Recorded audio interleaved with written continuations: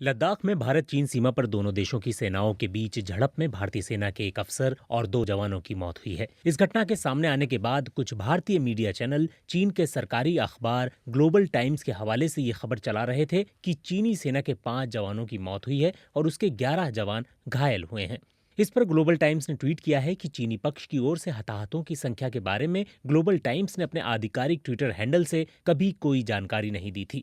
Global times ने tweet में लिखा है कि वो इस समय भी मारे गए या घायल हुए चीनी सैनिकों की संख्या की पुष्टि नहीं कर सकता है। वहीं ग्लोबल टाइम्स अखबार के चीनी और अंग्रेजी संस्करण के प्रधान संपादक ने ट्वीट करके कहा है कि इस हिंसक झड़प में चीनी पक्ष को भी नुकसान हुआ है, लेकिन उन्होंने इस नुकसान का कोई विवरण या संख्या नहीं दी है। उन्होंने ट्वीट किया है, मैं जो जानता हूं उसके आधार पर गलवान घाटी में झड़प में चीनी पक्ष को भी नुकसान हुआ है। मैं भारतीय पक्ष को कहना चाहता हूं कि अभिमानी मत बनिए और चीन के संयम को उसकी कमजोरी मत समझिए। चीन भारत के साथ संघर्ष नहीं चाहता है, लेकिन हम उससे डरते भी नहीं हैं।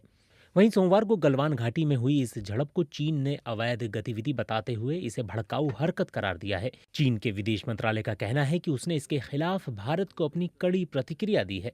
विदेश मंत्रालय के प्रवक्ता झाओ लिजियान ने मंगलवार को प्रेस कॉन्फ्रेंस में कहा कि कूटनीतिक और सैन्य चैनल के माध्यम से चीन और भारत सीमा तनाव पर बातचीत कर रहे थे। 6 जून को सैन्य कमांडर स्तर की बातचीत के बाद दोनों देश एक आम सहमति पर पहुंचे थे, लेकिन सोमवार को उसका गंभीर रूप से उल्लंघन करते हुए भारतीय सेना ने अवैध गतिविधियों के लिए 2 बार सीमा पार की और चीनी सेना के खिलाफ भड़काने वाले हमले किए।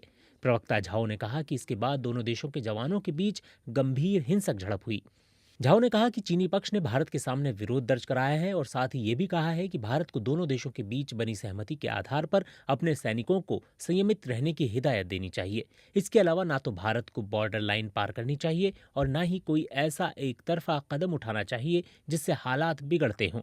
झाओ के मुताबिक चीन और भारत बातचीत के जरिए मुद्दों को सुलझाने पर सहमत हुए हैं ताकि सीमावर्ती इलाकों में तनाव कम किया जा सके और शांति कायम हो। भारतीय सेना का कहना है कि हिंसक झड़प में एक अधिकारी और 2 सैनिक मारे गए हैं। इसके बाद झाओ का ये बयान आया है।